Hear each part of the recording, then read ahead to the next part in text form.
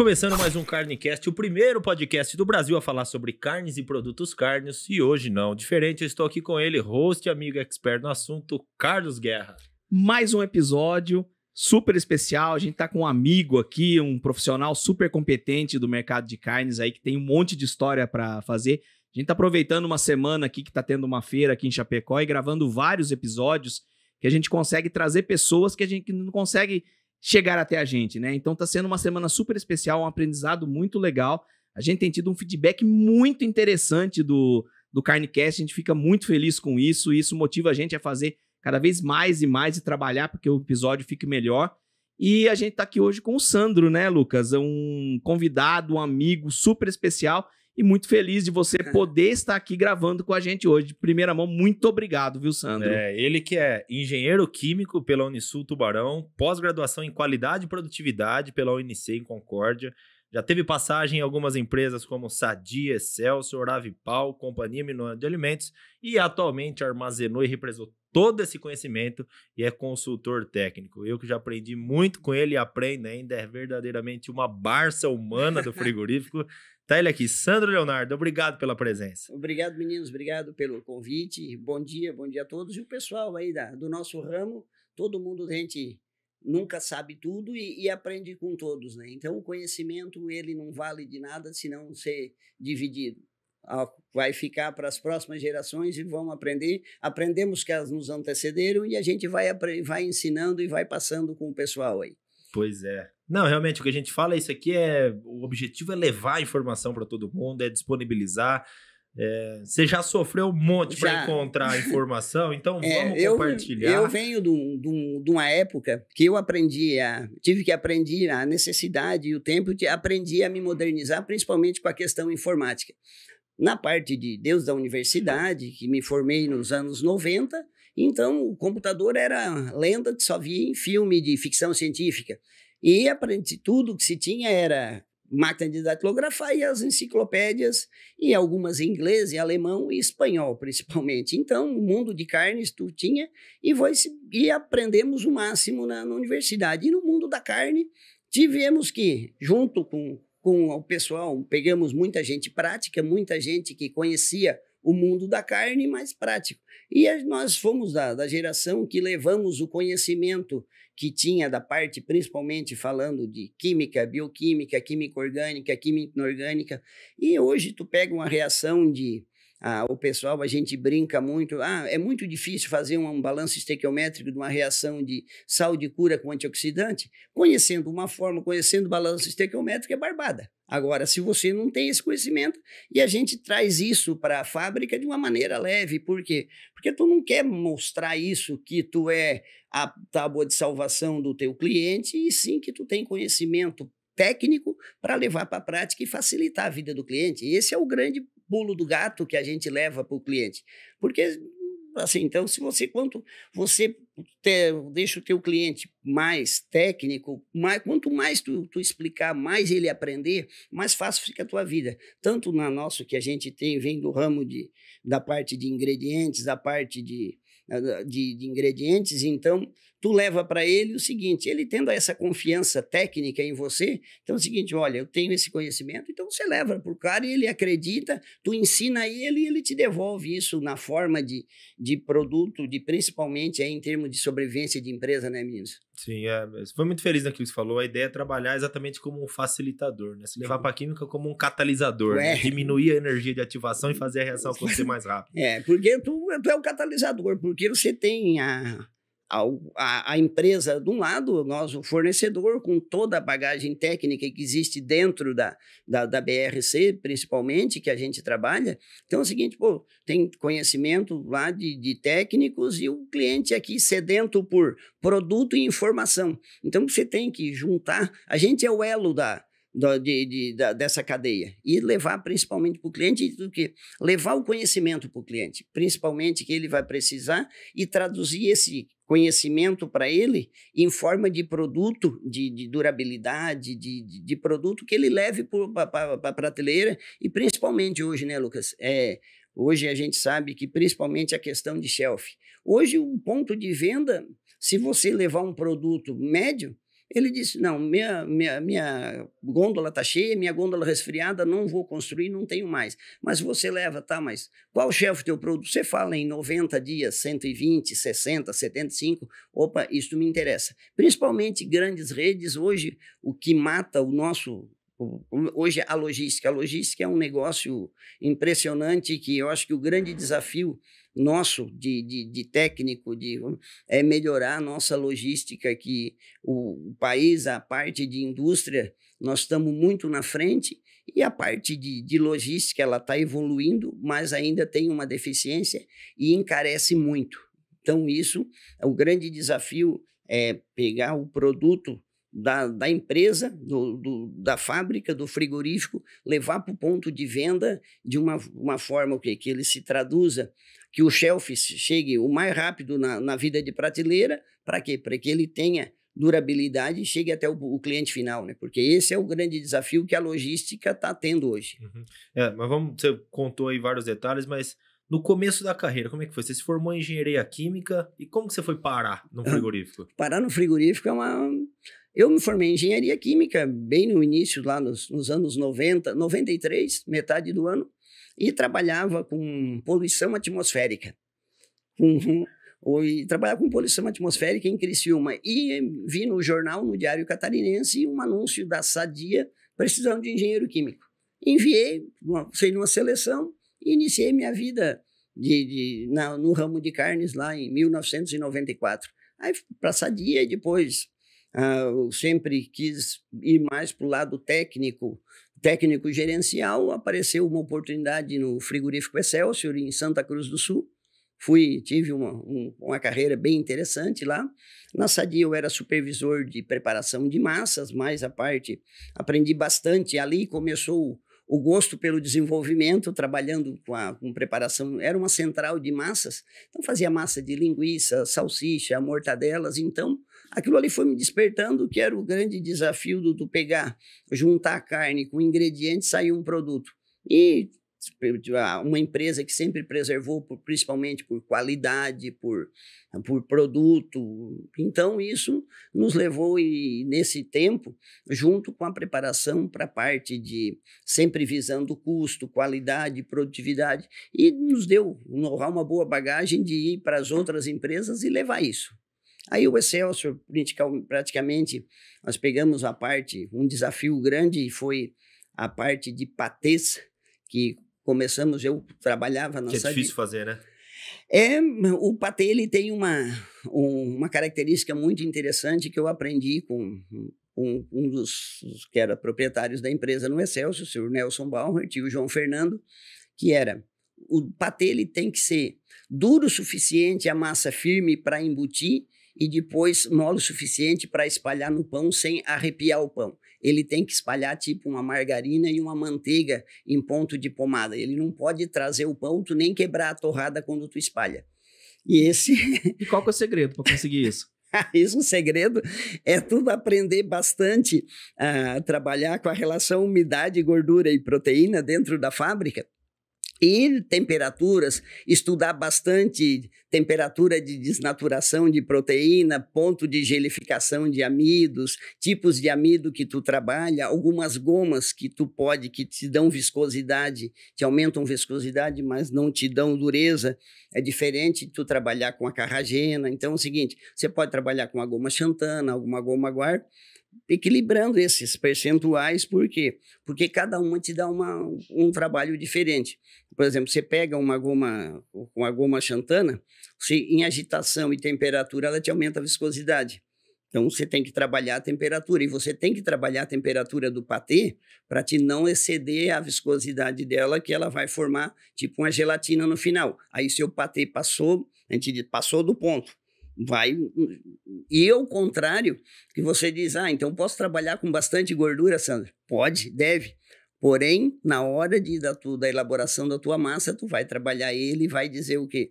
Aí vem a velha frase, desandou. E uma vez quebrou a emulsão. Quebrou a emulsão.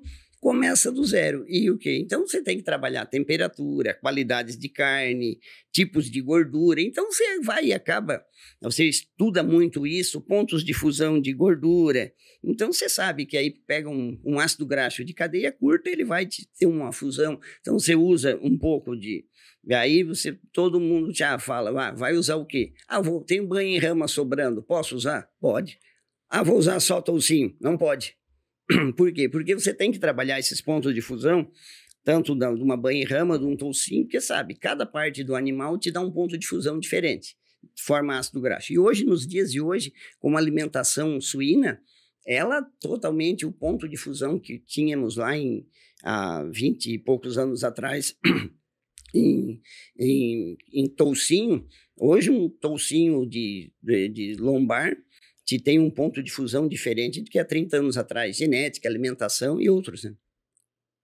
É interessante o processo de patê, né? Por isso que eu perguntei, porque eu gosto desses processos que vão meio de contra o que a gente aplica em outras coisas, né? Contra-intuitivo, né? A gente fez um episódio de probiótico, onde você tem que manter o micro-organismo e a gente tenta combater o micro-organismo para acelerar o shelf life. E o patê também, tudo que você faz em carnes ali, em linguiças, em presunto, é para melhorar a textura, para você ter dureza. E no patê você não pode ter tanta dureza, mas você também não pode estar mole, né? Não pode ser líquido. É contra-intuitivo. Quer dizer, pro patê é intuitivo, mas para os outros produtos vai meio contra, né? Então... E não tem muita gente que sabe esse tipo de processo, né, Sandra? É difícil profissional que trabalha bem esses produtos específicos, né? Não, o patê é a mesma forma que a gente fala que salame é uma arte, e o patê também. Os produtos, que é um produto emulsionado, só que totalmente diferente de uma salsicha e de uma mortadela. Por quê? Porque você precisa... E outra ainda, depois disso que você fez, a massa, você diz, consegui uma massa, vou embutir. Você tem que esperar ela resfriar para embutir. Então, você tem uma textura da massa, uma temperatura 40, 45 graus que você trabalhou lá no cúter, e ele vai para a embutideira, dependendo do teu processo, que é um processo contínuo. Então, você vai ter uma temperatura lá de 40 graus, vai te dar uma característica de embutido. E, além de, se tudo isso não bastasse da massa, tu tinha que acertar o peso padrão, que nós fomos a primeira empresa do Brasil a fazer patê com peso indicado de 100 gramas. Então, e com uma embutideira com CLP, sem um software de gestão que hoje tem nas embutideiras do ramo. Então, tinha lá um encoder, nada mais, e totalmente mecânica, e um painel com placas eletrônicas totalmente analógicas, nada digital. E aí tu vai trabalhar. E como se trabalha? E usamos conhecimento de controle estatístico de processo. Por quê? Porque além de você atender o peso, de não ter o give weight, você tem uma legislação de peso do Inmetro para atender. Então, você tem... e como é que você vai... Você não pode botar um patê com 95 gramas no ponto de venda. Então, isso tem uma legislação. Então, tudo isso tem que levar para dentro da fábrica, ter conhecimento em estatística e fazer rodar. Peraí que eu fiquei curioso agora. Você falou cúter 45 graus, o patê? Vamos falar um pouco de patê, então. Porque eu tô curioso demais com esse negócio. Fluxograma básico de processo de patê. Patê você pega carnes. Vamos falar de um processo e depois falamos... Só um outro ponto também. Que na resposta lá você contornou. Eu vou querer saber qual que é o número de relação de umidade, proteína e gordura pro patê também, que você não falou. Depois a gente fala. Tá. Eu falando em off. Não, tranquilo. Como é que faz patê? Patê faz o seguinte. Vamos fazer, diz assim, não vamos levar para dentro de uma JBS, de grandes plantas, grandes players, aí vamos falar, diz assim... Tá, vamos trazer princípio tecnológico ali, o que você precisa, como é que faz? Vamos trazer para a bancada de nós. Se eu quero desenvolver um patê numa planta piloto. Beleza. Cozimento de carne. Cozimento de carne. Cozimento de carne do patê tem uma particularidade que é muito interessante. Você não pode deixar ele sem agitação e cuidar muito. Você vai colocar num tanque encamisado, com vapor. É risco. Não é questão de explosão, principalmente por quê? Porque nas paredes do tanque você vai ter uma temperatura maior. Então, o que acontece? Você vai desnaturar muito aquela proteína, vai dali, para você fazer entrar em ebulição a água, você dá 100 graus. Vai ter água 80, 90, então você vai estar cozinhando. Só que as paredes do tanque vão estar praticamente mais de 100 graus por causa do vapor. Então, aquilo ali, toda aquela carne que está em contato, você já transforma ela numa granometria menor. Para quê? Para justamente a uniformidade de cozimento. Então, se você não cuidar com essa temperatura e velocidade de agitação, você desnatura, boa parte do teu patê já desandou ali. Então, o mais indicado, eu sempre trabalho com isso, é com injeção de vapor direta. Tá, mas aí ou um banho-maria. Antes disso, você falou que coloca as carnes lá para cozinhar. Quais são as matérias-primas normalmente para patê? Retalhos, aí você pode vamos fazer um patê de presunto, que é o mais patê de bacon, patê de presunto. Você pega retalho 70-30, aí numa quantidade aí, digamos, 70%, água em torno de 20-25% e gordura. E trabalha sempre com gordura. As gorduras disponíveis no se você vai ter, por isso que eu falo que eu falei lá das gorduras. Então, se você tem uma banha-rama, você tem que trabalhar com com um percentual de gorduras de ponto de fusão maior. Para quê? Porque a hora que você vai emulsionar isso, e quando você vai cozinhar, você cozinha tudo junto isso. Então, você vai levar isso para quê? Tem gorduras que vão fundir, até tu alcançar uns 68 no interior da carne, que é a temperatura mínima de cozimento. Por quê? Porque depois você vai ter que pasteurizar esse patê. Então, você não precisa esterilizar todo, cozinhar todo esse ao ponto de baixar 2 log do nível de cozimento. Então, você pode... Chegou a 68 a carne, que é a mais difícil, só que ali você usou gorduras. Então, é o seguinte, ali você já fundiu boa parte daquela tua gordura. Então, isso você vai ter que... E também ter o cuidado de cozinhar e para quê? Para que todas as proteínas da carne, a mioglobina, as proteínas biofibrilares, você vai jogar o quê? Você vai já aproveitar, tu tem que aproveitar o máximo dessa carne lá, porque tu vai emulsionar. Então, senão você começa a encarecer muito a fórmula, você vai ter que usar uma proteína isolada, então tudo isso você balanceia. Aí cozinhou, espera baixar a temperatura aí para menos de 50, 55 graus para entrar no cooler, ou num processador, ou no emulsificador. Por quê? Porque aí começa a desnaturação de proteína, porque você leva uma proteína isolada, uma proteína concentrada a 50, 55 graus, ela perde 60% da efetividade de emulsão. Aí você tem que trabalhar com a proteína de emulsão, diferente de uma proteína de injeção. Então, são características diferentes que você tem que trabalhar. E aí trabalha com um pouco, dependendo do teu processo, com 0,5% de carragena, com 0,2% de goma guar. Para quê? Um amido modificado, para quê? Que você forme aquela emulsão. Literalmente, forme um mousse. E aquilo ali, aí você embute, aí trabalha ali com a parte e se aproveita o quê? Toda aquela água que você cozinhou junto no cozimento, você coloca a água junto lá no cozimento, você traz para dentro do cooler, porque ali tem muita proteína, tem muito naquele caldo, ali também tem muita coisa boa que vai te ajudar na elaboração do patê. Tá, mas aí você pegou as carnes ali, fez a formulação de carnes, cozinhou aquela carne, depois você vai pro cooler para fazer a emulsão. Então, nessa água de cozimento já tem uma formulação definida, quantidade de água, porque você vai levar para lá e você vai levar sabor e alguma coisa que ficou na água ali, que saiu da carne, né? Mas uma coisa que chamou a atenção, você falou, vou fazer um patê de presunto, eu vou pegar um retalho, então eu não faço patê de presunto. O presunto, ele tá no condimento que eu coloco ali no cooler ou... Não, aí você usa lá Por quê? Porque você vai usar um presunto cozido, ele não vai ter funcionalidade nenhuma dentro do patê. Porque já cozinhou. Então, vai servir só de carga. E vai te atrapalhar na hora de fazer a emulsão. Você faz com a carne e tem o sabor presunto ali, aí você pega um condimento Califórnia, uma dosagem que você acerta a cor do patê no cooler. Se você me perguntar quanto vai de corante cochonilha 3% num patê de presunto? Ah, depende, deixa eu fazer lá no cooler que eu vou colocando. Vai medindo no olho, porque você não... É difícil, tu acertar. Então é o seguinte, eu quero pouco rosado ou muito rosado. Então é o seguinte, o presunto há 15, 20 anos atrás, ele era mais rosa. Hoje ele já está menos rosado.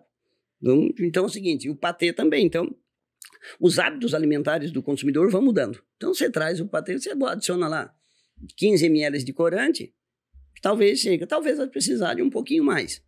Mas, assim, de bate-pronto, 15 ml. Então você vai acertar. Por quê? Porque a cor daquela emulsão, ela vai ficar um bege, um creme, sem o corante.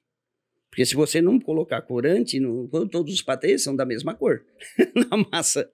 E aí você adiciona um condimento Califórnia, um presunto, e aí você trabalha a questão de sabor na condimentação.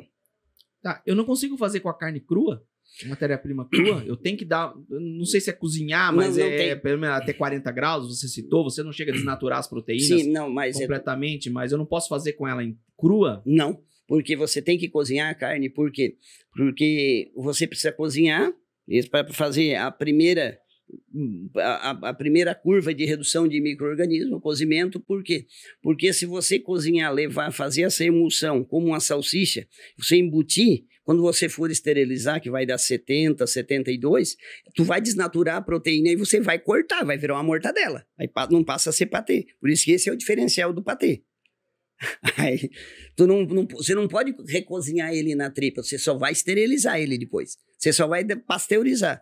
Todo o que sobrou ali, aquele do tempo do caldo de cozimento, porque quanto mais tempo você cozinhar, mais... então eu vou elevar bastante a temperatura do meu cozimento e não vou pasteurizar. Aí você vai ficar um patê que você vai ver os sólidos dentro e não uma emulsão. Então, pelo que eu estou entendendo, você cozinha, você promove uma certa desnaturação proteica para você não ter a consistência final dura demais, mas você também não desnatura demais a proteína no início para você não quebrar a emulsão ali, para não formar a emulsão. Então você desnatura parcialmente ali um pouco. Sim, na primeira etapa? Você desnatura parcialmente, por quê? Porque senão você vai ter só carga de proteína. Toda a parte boa da carne em termos de proteínas funcionais, você aquecer demais, você vai cozinhar, você vai matar lá no cozimento. Você não vai ter fora isso. Por quê? Tu precisa disso. Por quê? Porque você leva esse caldo de cozimento para dentro do cúter. E hoje tem processos contínuos já de patê. Mistura no misturador, injeção de vapor, passa num cúter acoplado, refino, tá pronto. Cara, olha como que é contraintuitivo. Quando a gente faz uma salsicha, uma mortadela, a gente mede a temperatura para a temperatura não subir demais e não desnaturar a proteína. Então não tem problema passar de 13, 14 graus no cúter, porque já vai estar. Eu coloco o cozimento ali. O patê de outro. Se você tem um cúter com injeção de vapor, por isso que eu te falei, você tem várias tecnologias de patê. Falando isso, consigo fazer patê em casa dessa forma que eu falei. Então, cozinha em banho-maria para não... Se botar a panela direto na boca do fogo, você vai aquecer, você vai ter um patê meia boca, vamos dizer assim. Se você cozinhar ele em banho-maria, você vai elevar, você não vai aproveitar o máximo. E aí, depois disso, feita a emulsão em cúter, embute, pasteuriza. Vai para uma pasteurização praticamente para te baixar ali baixar toda aquela tua carga e para 10 na 2, dentro dos padrões microbiológicos exigidos pela legislação, para você ter um shelf aí de 60 dias. Tá. Esse embutimento como vocês faziam lá? Era embutimento em tripa, embalagem? Porque a gente vê patê hoje em potinho, vê em lata. Qual que é a diferença? Tem diferença se um é esterilizado para ser vendido a temperatura ambiente, o outro que a gente sabe que tem que ficar refrigerado?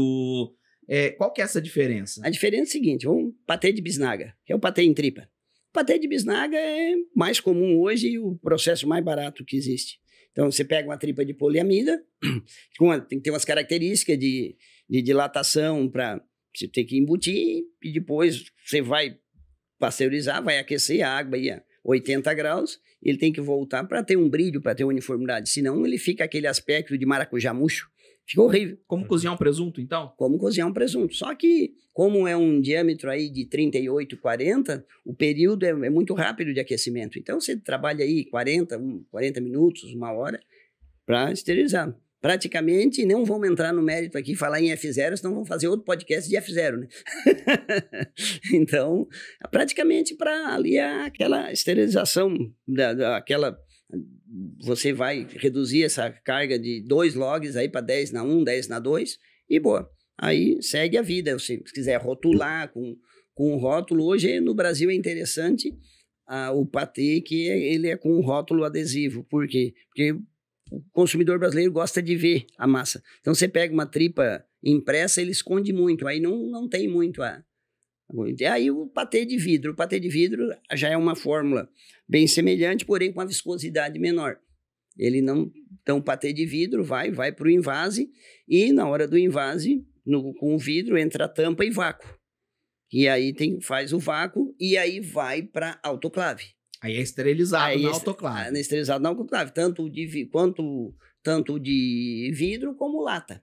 Mas o vidro ainda tem em função da resistência do vidro e da temperatura de autoclave, você trabalha com mais pressão e menos temperatura. Para quê? Por causa da resistência do vidro. A lata você já consegue dar mais pressão e mais temperatura para matar os 99,9 lá e ele ficar fora do frio. Aí é um processo de esterilização, você trabalha lá e aí também trabalha com viscosidade de massa diferente, porque aí você usa o patê de lata, você pode pegar, o de vidro ele é viscosidade muito próxima do de bisnaga. O de lata você já vai ver que ele forma alguns géis, alguma gelatina em função do quê? Porque você usa alguns amidos de ponto de gelificação maior, para quê? Justamente para ele, depois do resfriamento, dar aquele endurecimento, você cortar. Que é é um pouco diferente o consumo da lata para a bisnaga.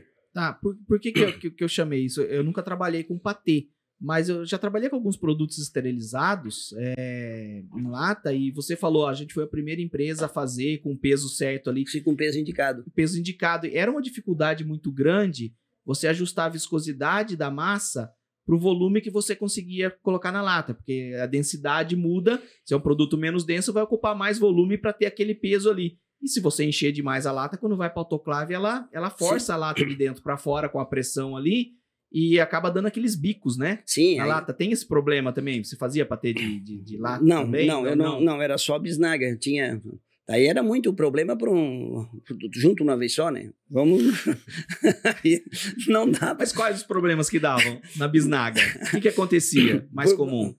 O mais comum é porque é o seguinte, como você trabalha ela com massa, então é o seguinte, com o teor de gordura, e por isso que você tem que estabilizar bem essa relação de umidade, gordura e proteína, para que seja sempre estável, porque você vai regular a embutideira. Chego lá. E você vai regular a embutideira, porque é o seguinte, a embutideira ela trabalha por volumetria, por centímetros cúbicos. Então você trabalha lá que ela vai jogar tantos centímetros cúbicos. Então você sabe que é um volume cúbico já pré-determinado. Então, entre o caracol ou a palheta, vai ter o volume cúbico determinado. Aí você diz o seguinte, então, eu vou ter que jogar isso aqui mais ou menos tanto que a máquina vai trabalhar. Para quê? Para poder dar 100 gramas. Densidade é massa sobre volume. Se eu mudar a densidade da massa, ou se eu espessar mais, incorporar mais ar ou menos, vai mudar isso aí. Muda, porque aí os grandes... Por quê? Porque você tinha que manter dentro do padrão de identidade e qualidade interno do produto, o pique interno que a gente descrevia, um patê, ele tem tantos centímetros de comprimento, 100 gramas, porque é o seguinte, senão você começa com peças de 10 centímetros, aí você baixa, você aumenta a parte de gordura, diminui a densidade, passa de 10 centímetros para 13, aí você olha no ponto de venda, tem N tamanhos de bisnaga, e aparentemente horrível, por quê? Porque você precisa manter o peso do patê. Então, você tem uma variável que tu não pode mudar, que é o peso. Então, você trabalha tudo, peso e comprimento. E aí tu trabalha, aí tu tem as regulagens de máquina, de clipadora, de freio, para quê? Você segura mais, você sobreembute, diminui, aumenta, e aí você vai junto com o operador e junto com o controle estatístico de processo, você diz, não mexe mais na máquina que está saindo, beleza. Então você fazia lá a antiga portaria 74, você pegava 32 peças, calculava o desvio padrão, quantos abaixo, quantos acima, você calculava isso online, praticamente ali, já dizia, tá, tem que dar tanto. Você cria uma carta de controle, o operador vai trabalhando só. Se mexe, você tem que fazer a tua carta trabalhar aqui dentro. Pelo desvio padrão calculado e pelo limite inferior e o limite superior, você calculava, você dizia, ó, mantém a máquina dentro disso aqui e segue a tua vida. Se deu fora, para e regula a máquina, vai medindo. Se começou a subir, diminui a para puxar o peso. Tá tendo uma curva de tendência abaixo do teu limite inferior, dá uma mexidinha na máquina para não trabalhar muito abaixo. Cara, não deve ser fácil, hein? Não. Parece um produto simples que pode ficar mole, que vai bem, mas eu tenho que controlar se ele vai espalhar bem no pão, ou se ele vai sair bem da bisnaga, se ele vai ter espalhabilidade ali. Eu tenho que controlar a característica da massa para que eu tenha uniformidade no produto final.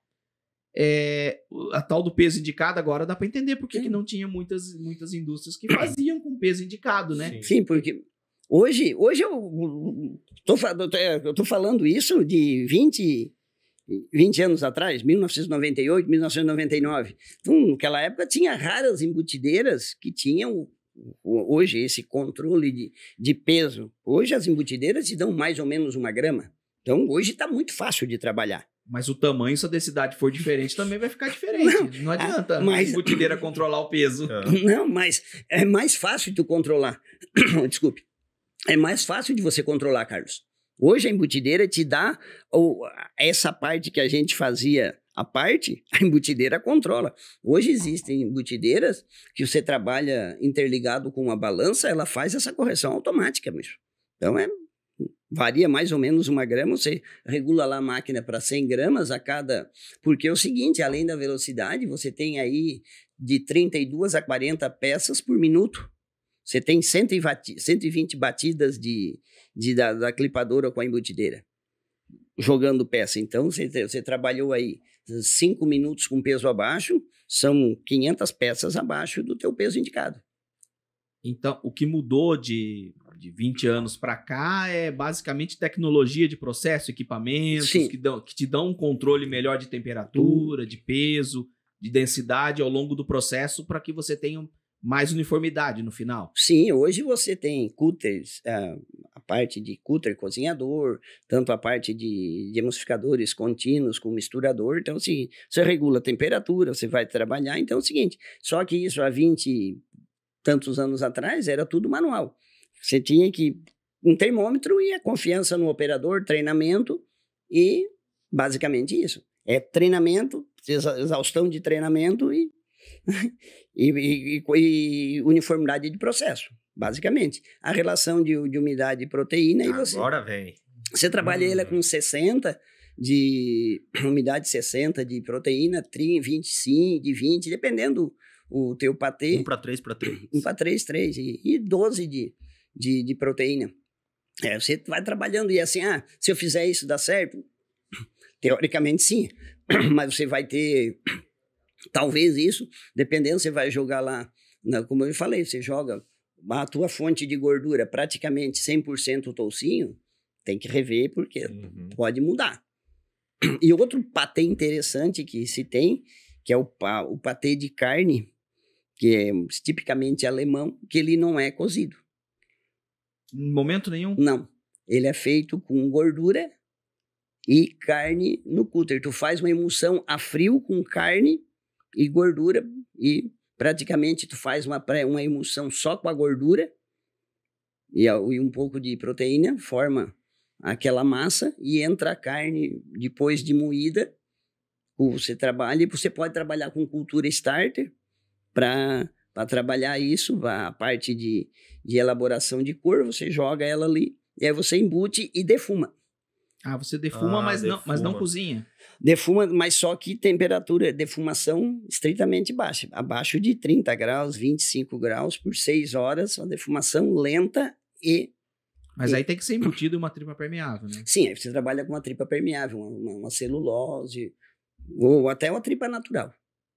Mas tem perda no processo também? Perda de umidade no processo? Muito pouco. E onde está a segurança microbiológica desse aí? Como que você garante a segurança microbiológica? Com a cultura starter. É um processo semelhante ao salame e linguiça. Sim, mas a atividade de água é mais alta do que salame, né? Do que não, é mais baixo porque trabalha com muita gordura. Entendi. Então, a gordura que vai dar untuosidade, a atividade de água baixa. Atividade de água baixa. É interessante. Te dá praticamente, te dá a espalhabilidade, a plasticidade da massa pela gordura.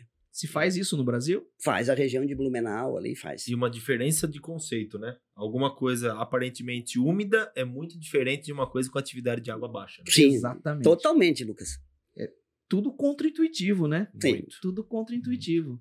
Essa foi a parte para ter isso aí, gurizada. Depois trabalhei também fui para Minuano, para Vipal, depois com a parte de embutidos, e lá fiquei basicamente na parte de gestão de desenvolvimento, e depois na Minuano praticamente a parte de gestão de desenvolvimento e gestão de fábrica. Aí tu aprende muito de custo, muito de gestão, e um pouco de leva isso para a vida. E a parte, hoje eu levo muito para os clientes a parte de gestão, né? A parte de gestão você leva porque hoje a gente, com a vida, ensinou a montar no Excel planilhas de gestão que você tem. Hoje você consegue, com um sistema, mas assim, há um sistema, você consegue jogar, te dar relatórios gerenciais para tentar tomada de decisões. Mas isso numa empresa que tem um poder aquisitivo, você sabe que um software de gestão custa um certo valor, é considerável. E a gente consegue montar, eu consegui montar em Excel, uma planilha de Excel que você coloca o preço do suíno ou o preço da carne, junto com as fórmulas, preço de venda e custos, você trabalha assim, porque você precisa de gestão, principalmente. Hoje, falando do pequeno e do médio. Se a parte de gestão deles, que é o quê? Saber quanto custa o teu produto. Porque hoje a grande dificuldade do médio e do pequeno empresário é saber se ele está vendendo aquele produto por um preço que ele está ganhando dinheiro ou ele está trocando moeda. E tem diferença nisso. Então, por quê? Porque aí você precisa de manutenção, você precisa manter a tua operação que seja rentável. E a gente tenta levar principalmente para o pequeno, que ele vai fazer um produto que ele tem que ser diferente. Da mesma forma que a gente trabalha que a gente trabalha dessa forma com o quê? Com o cliente. Empresas de ingredientes, todas são boas, mas os técnicos são diferentes. Então, você leva serviço especializado para o cliente. Para quê? Para que tu especialize ele e ele se desenvolva junto com a tua especialidade para ele fazer produtos bons que tragam isso, que transforme isso, essa questão de gestão, que transforme em produto. Porque não adianta ele fazer um excelente salame, uma excelente linguiça, ou uma linguiça frescal, ou um bacon, que não tenha... ele vai competir com o bacon de um player grande? Vai, mas de uma forma diferente, situada no ponto de venda. Ele vai se posicionar totalmente no ponto de venda.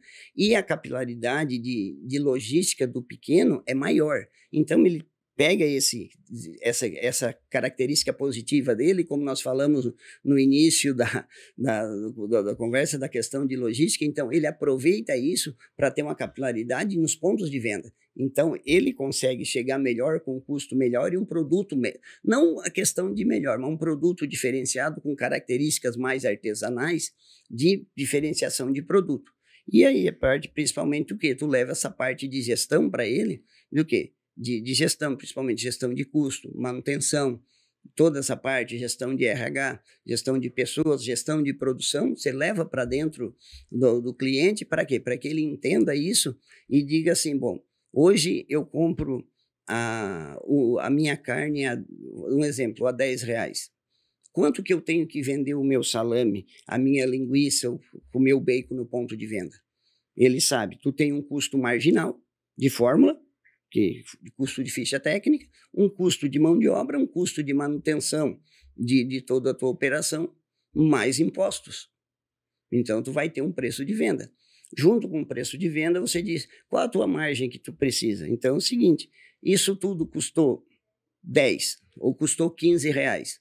Esse ponto custou 15, o produto lá, a gente chama custo de plataforma. E aí, então, é o seguinte, aí está o preço do custo, ele custou 15. Quanto você precisa de margem líquida para vender?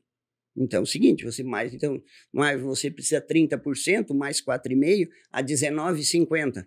O mercado paga? Então, é o seguinte, você precisa trazer de trás para frente e ter essa flexibilidade e a velocidade de informação para o cliente, para ele saber, mas se o mercado, beleza, eu disse que eu quero ganhar 30, deu uma rentabilidade de R$4,5, Então é o seguinte, mas o mercado só quer o mercado só me paga 17,80. Quanto que é 17,80? Você tem que ter essa velocidade de cálculo para ele dizer, não, 17,80 é um valor interessante para me vender ou não? Uhum. E isso que você falou faz muita diferença, né? Mais ou menos no fim do dia, todo CNPJ é igual. Um com uns poucos mais resultado e outros com menos. Mas o CPF que vai te atender, que é o que vai fazer a diferença. A diferença é o CPF. CPF com o outro que vai fazer a diferença. Porque é uma ligação que você tem. A empresa, a tecnologia de ingredientes, junto com o know-how técnico, que é a interface do cliente, do produtor com a empresa. Então é o seguinte, se você leva todo esse conhecimento para ele, aí vai o CPF. Aí vai o CPF com o CPF. Se tem uma empatia, se tudo isso tu cria e tu sente que tu tem que mostrar pro cliente que você tá levando, que você não quer tirar o dinheiro dele, sim ele fazer ele ganhar dinheiro. Então é o seguinte, é um trabalho de parceria. Então é o seguinte, você leva conhecimento, tecnifica ele, leva conhecimento, leva produto, leva tudo isso para ele, para quê? Para que ele entenda que isso vai trazer melhorias para ele. Tu não tá lá para tirar, o cara defuma o salame com menos horas e consegue. Não, eu não estou preocupado com a fórmula, se ele usa mais pimenta, menos pimenta. Isso para mim pouco interessa.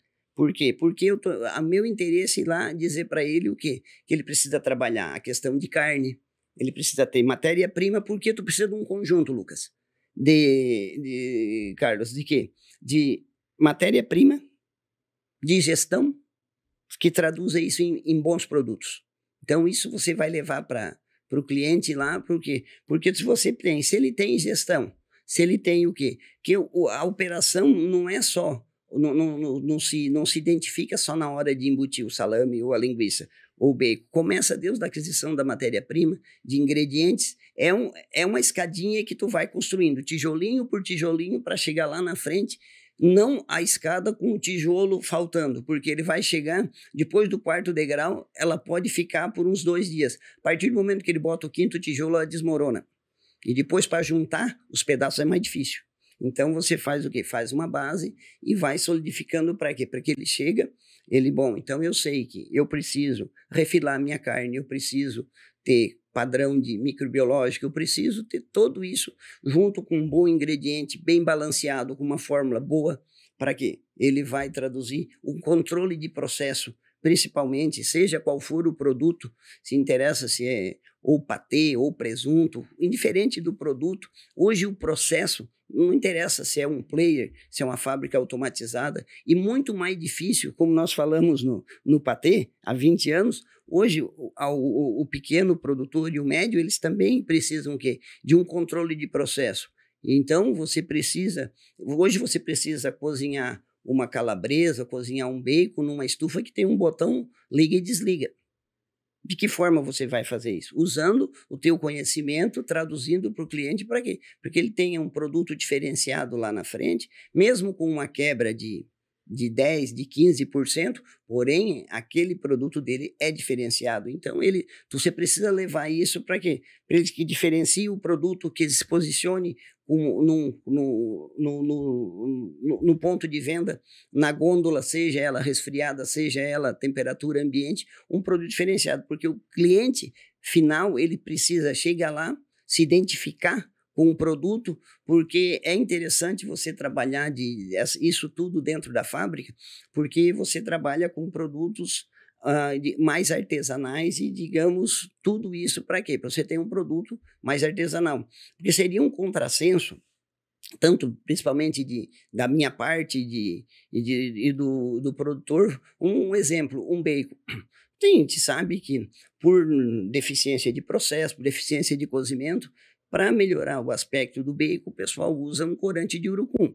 Então, só que aí você põe o apelo lá no rótulo, defumação artesanal, você faz um produto artesanal, natural, porém, é um corante natural?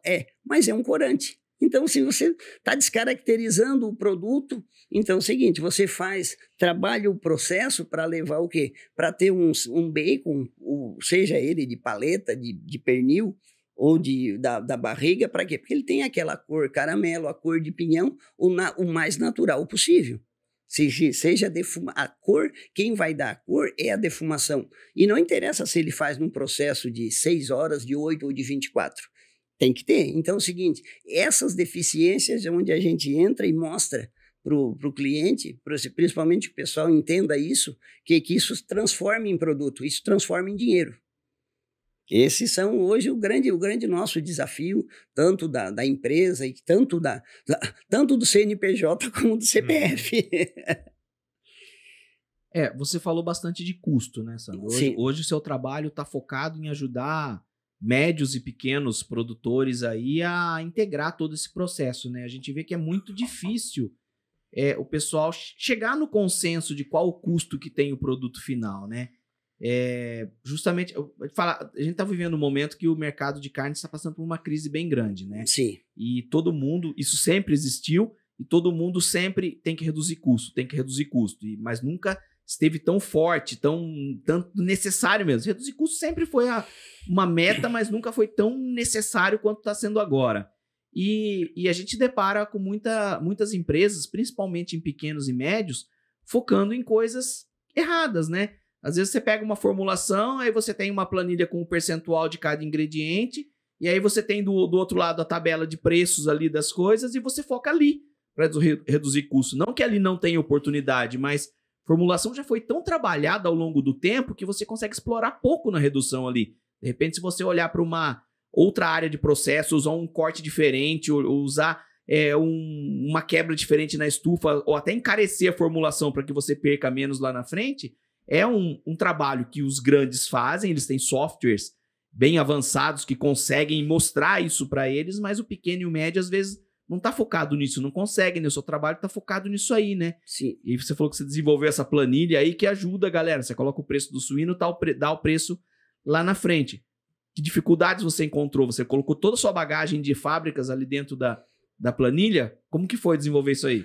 Isso aí surgiu uma necessidade até particular minha de chegar, principalmente por ter encontrado essa dificuldade, porque tu não tinha isso num pequeno, e você dizia, como você fala, você pega matéria-prima, as 2 colunas, você lá tem o custo X reais por quilo. Só que é o seguinte, quanto você gasta de manutenção e conservação? Então existem outros custos, e o grande segredo disso é a questão de alocação de custos, Carlos. O pessoal tem uma dificuldade, existe uma dificuldade grande, tanto no pequeno, a alocação de custos. O que é alocação de custos? Então é o seguinte, a gente trabalha isso por conceito durante a vida profissional, então a gente foi muito cobrado por isso e aprendeu a fazer isso e a trabalhar e jogar isso para o dia a dia e saber onde mexer. Então é o seguinte, você precisa, então é o seguinte, o custo marginal é o custo da fórmula. Beleza. Quanto custa o produto, embalado ou desembalado? Tem custo da massa, custo de envoltórios, custo de embalagem primária. Então, você precisa desmembrar isso e saber quanto custa cada pedacinho da fórmula. Porque hoje a parte mais cara da embalagem, do produto, é envoltório e embalagem. 30%, 40%. O ingrediente é a parte mais barata. A gente sempre brinca com isso. Por quê? Mas, então é o seguinte, só que para esse produto chegar na plataforma de embarque existe o custo de processo. Então, essa alocação de custo. Mão de obra, energia elétrica, manutenção, conservação. Então, a tinta que foi comprada, o material de higiene, o uso de EPIs, então uniformes. E também se tu tem frete de produção. Então é o seguinte, mas o frete do ingrediente, Sandro, ele vai aonde? Seja a forma que ele compra CIF ou FOB, ele vai no custo, porque dependendo, aí entra, nós vamos entrar aqui num universo muito grande de custos do que, daí depende do regime tributário, se ele é simples, daí depois o custo, se ele quiser botar o custo de nota fiscal, põe o custo de nota fiscal mais frete, ponto.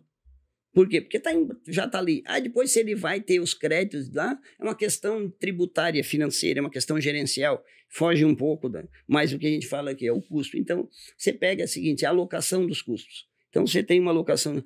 E o frete, Sandro? E o frete para entregar o produto? Ele faz parte do custo marginal ou do custo do produto? Não, ele é depois. Por quê? Porque depois que você monta a DRE, você sabe que tem o quê? Despesas de vendas, despesa de logística. Então, por isso que o quê? Ele vai te tirar isso da onde? Da tua margem líquida. Então, por isso que você, quando você forma nas colunas, dentro você joga o produto. Então, eu consigo enxergar dentro da planilha. Todos esses são lá 11 requisitos que te dão o custo final, mais as percentuais e as margens dentro. Então é o seguinte, isso eu levei aí uns 90 dias, porque você vai precisando. E outra, para você medir se o teu raciocínio, o teu cálculo está certo, é sempre um mês depois. Por quê? Porque você faz, aplica. Então você diz, então, por quê? Porque você tem que trabalhar hora extra. Então é o seguinte, aí você trabalha assim, algumas metas e aí você já diz para a galera, você faz hora extra? Não? Então é o seguinte, só que não adianta você me dizer que você gasta X reais por quilo e todo sábado você trabalha em regime de hora extra. Porque isso vai distorcer o teu custo. Então, tudo isso, e aí a questão, principalmente a questão de alocação de cada custo dentro, e isso você vai. Aí você vai para a parte também como é que tu monta o teu custo? Beleza, você monta da direita para a esquerda, que é lá no final, me custou tanto. Você bota me custou 20, me custou 15, mantendo o mesmo número. Eu vou vender por 19, eu sei. Agora, vamos fazer o contrário.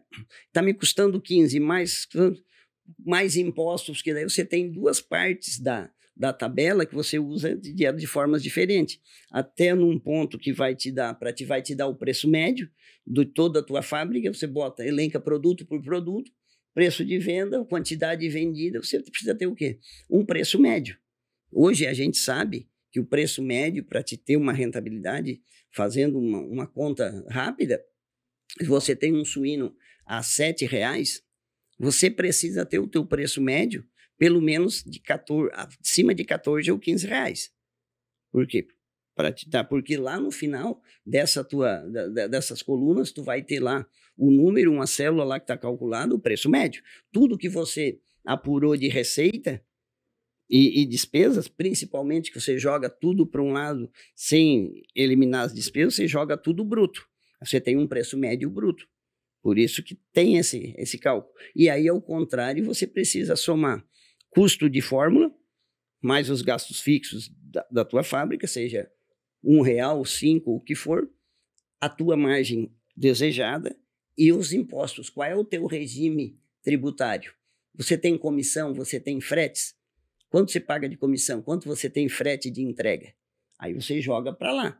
Aí vai te dar. Por quê? Porque é diferente de você fazer juro composto e esse cálculo. Então é o seguinte, você vai fazer lá, deu R$15, então é o seguinte, mais a tua margem de 15, mais a tua margem líquida, quanto vai ser vender? Por quê? Porque você precisa pôr lá nos impostos, porque você tem que dividir pelo um somatório. Então, estou falando aqui, então é o seguinte, tá, Sandro, como é que faz isso? É diferente, é a mesma coisa quando a gente calcula quando você faz o custo para 100 quilos de um produto que tem quebras. Você vai fazer 100 quilos de salsicha, você vai usar X sticks de tripa de salsicha. Porém, quando você vai fazer 100 quilos de salsicha de produto acabado, você precisa utilizar 110 quilos de massa. E aí a tripa consome para 110, porém a embalagem para 100. E aí é diferente de tu fazer 100 vezes 10%, que é um valor, e 100 menos 100. Então, você tem que fazer, vou botar R$15 vezes 20% mais imposto, não, porque você tem que somar, você soma as mesmas, somar fruta com fruta, os percentual com percentual com número absoluto, e dividir pelo um percentual. Esse é o grande lance da formação de custo de embutido, assim, para poder ter margem e entender a relação de que você vai ganhar dinheiro. E o grande ponto é que é muito difícil, né, conseguir ter essa visão, alguém que é só... Porque normalmente o cara que vai fazer a gestão da fábrica, se formou em administração, alguma coisa assim, engenharia de produção, não desmerecendo as áreas, mas é muito difícil conseguir controlar. Por exemplo, essa é uma conta extremamente complexa. Sim. Fazer o custo. De um lado você só coloca embalagem, do outro lado você tem que colocar mais tripas, tem que colocar mais massa. Como que você vai fazer encontrar um denominador comum nisso tudo? Então, a pessoa que não tem essa vivência de fábrica é muito difícil conseguir entender isso. Você tem perda no processo, que tem uma série de complexidades. Sim, ali. E assim, até na própria montagem da fórmula, do custo marginal da fórmula, você sabe que, digamos, principalmente produtos que têm quebra, você quebra a carne, não o ingrediente. Uhum. Então, você tem que trabalhar com colunas diferentes, linhas diferentes dentro da tua planilha, para te usar, e a tua função de, quando você vai fazer tripa, você vai colocar tripa, o teu consumo de tripa. Você compra ela por maço, compra por unidade, compra por metro. Então é o seguinte, é muito importante a tua embalagem tá a unidade correta. Hoje, uma grande deficiência do software de gestão de sistemas, eles fazem a precificação unitária por quilo, porque soma tudo. Só que, quando você vai usar um ingrediente lá, te custa R$ 9,85 por quilo. Qual o percentual? Só que é o seguinte, ele vai te dar lá com 3, 4 casas depois da vírgula. Você não pode arredondar isso. Uhum. Então é o seguinte, o teu arredondamento para mais ou para menos está distorcendo o custo. E custo é exatidão. Custo é... Matemática. É matemática. O custo, eu sempre brinco, o custo é cego. Ele não enxerga lado. Se a fábrica tá pecando, a fábrica tem que ser punida e tem que melhorar o processo. Se o custo está no processo, na produção, na elaboração, o processo tem que ser melhorado. Então, essas variáveis você traz para dentro e eu brinco sempre com o Excel. Eu sou apaixonado por Excel. Tudo que você conseguir pensar e colocar numa linha horizontal e numa linha vertical, você consegue fazer no Excel. Você colocou isso aí, você vai fazer. E é isso aí você pensa. E aí, de que forma? Desde que você saiba juntar isso, principalmente aquilo que eu falei, unidades. Uhum. Então, você compra o ingrediente por quilo, a tripa você compra por maço. Qual o percentual de maço? E aí vem a questão, tudo vem eficiência de embutimento, eficiência e aquela coisa, um ponto muito interessante que o Carlos colocou. Você vai encarecer um pouco a tua forma, mas se você encarecer com bons produtos, lá no final ele se pagou. Por quê? Se você usa a tripa A e a tripa B, que uma tem uma perda de 15 e a outra tem uma perda de 10, porém com custos diferentes, aqui tem perda de 10, ela pode custar mais caro, só que ela vai se tornar mais barata. Uhum. Nós falamos de dois assuntos completamente diferentes, né? Patê e gestão, só que tem um ponto em comum muito forte deles. Os dois, aparentemente, parecem ser uma coisa simples. Patê parece ser um negócio simples de ser feito. Gestão de fábrica parece um negócio relativamente simples, que é hora trabalhada, quanto que custa, quanto que sai. Só que a hora que você entra no detalhe, os dois são muito complexos e, às vezes, o grau de complexidade que você tem ali dentro demanda um conhecimento de alguém que já vivenciou, de alguém que já tem um conhecimento situacional daquilo, que já teve dentro da fábrica, que já teve dentro do negócio. É muito difícil você pedir para um recém-formado fazer um patê, ele eventualmente pode até fazer uma salsicha, mas é muito difícil você pedir para ele fazer um patê, é muito difícil você falar para um cara recém-formado também gerir uma fábrica com toda essa complexidade. Então, muito legal, dois assuntos completamente diferentes, mas que, na hora que você entra no detalhe, eles são muito mais complexos do que a gente realmente imagina. Isso aí foram... traduzindo em 1 hora, o tempo passa muito rápido, então bate-papo gostoso, é fácil a gente falar daquilo que conhece, literalmente é um ambiente gostoso, descontraído e assim, muito bom. Por quê? Porque tu revive a tua vida, você traz isso são 30 anos, Lucas. Sim, eu brinco muito com a juventude, eu comecei a trabalhar praticamente antes de você nascer, e estamos aqui hoje trocando conhecimento, que é essa juventude, dessa parte principalmente. Então, assim, vocês são jovens e sempre buscando esse conhecimento, porque essa questão, e é muito interessante, a bagagem você vai juntando, e assim, mas como é que você consegue traduzir isso? Porque eu sempre gosto de fazer, eu sempre fui um cara que gostei de levar conhecimento. Sim. Mesmo na gestão de fábrica, capacitar a equipe, a gestão da equipe. Então, assim, onde eu passei, eu deixei uma marca de gestão de pessoas, porém sempre para a parte técnica. Hoje eu tenho ex-colaboradores foram colaboradores da Sadia, que eu incentivei a estudar, hoje são donos de empresa de energia solar, outros seguiram para o ramo com mestrado e doutorado, outros são colegas estagiários, hoje são diretores de empresa. Então, assim, passaram pessoas que a gente ensinou, que a gente colocou o máximo no caminho e diz, ó, o segredo é esse, não existe, você sempre fala, né? Não existe resultado sem esforço, né, Lucas? Isso aí. Até esse ponto que você falou da gente conversar, a gente gosta muito de sempre conversar com mais gente, né, que já vivenciou, que já tá no jogo, né, porque essa é a forma mais eficiente de se aprender, né? Eficiente é aquela que gasta menos tempo e que é mais barata. Sim. É aprender com os erros dos outros. Porque certeza. Se eles já erraram e já estão passando o que não dá certo, então nós já aprendemos com o erro dos outros. Não gastamos nem tempo e nem dinheiro para aprender.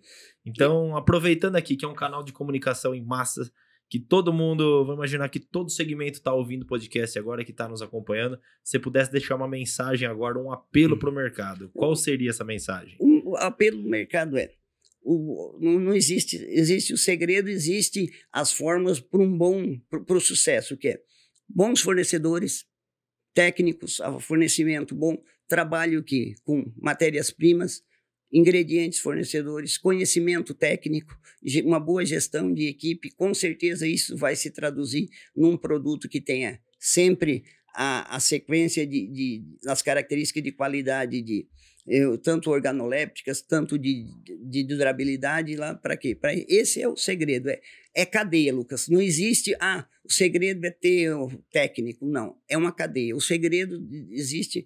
Tanto a gente sabe que tanto Deus do pequeno como para o grande, o segredo está na cadeia. A cadeia, quanto mais limpa, quanto mais linear, é o segredo do sucesso. Ô Sandro, foi sensacional, cara. Queria te agradecer muito.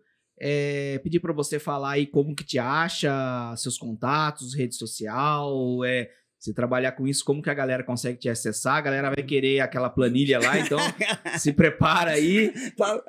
Planilhas, eu tenho um caminhão ali, tanto de fórmulas, tanto de cálculos, assim, como eu falei, tudo que eu durante a minha vida profissional, eu coloquei tudo em Excel. Então, está à disposição tanto o Sandro, por e-mail, sandro.sc comercial, tem SC, 2 Cs, @gmail.com, no Instagram pelo Sandro LL, que é Sandro Luiz Leonardo, e pelo telefone 499-8810-3669. Quero ver agora o tanto de mensagem que vai chegar nessa mensagem. A gente não vai editar e tirar o número do telefone, se você se arrepender. Tá, tem problema. E também não tem problema, e se caso alguém perdeu isso, via BRC, que com certeza lá serei bem indicado. Sandro, muito obrigado pela aula. Eu aprendi bastante, patê, eu não sabia como fazia, custo então, menos ainda dentro da fábrica. Muito obrigado mesmo. Você aí que está nos ouvindo, nos assistindo, espero que esteja gostando dos nossos episódios. Deixe aí seu comentário e nos assista mais. Um brinde aí com água, né? Mas com um brinde a mais um episódio do Carnicast. Não esqueça de curtir, compartilhar e enviar esse vídeo para todo mundo que você acha que faz sentido. Valeu! Valeu!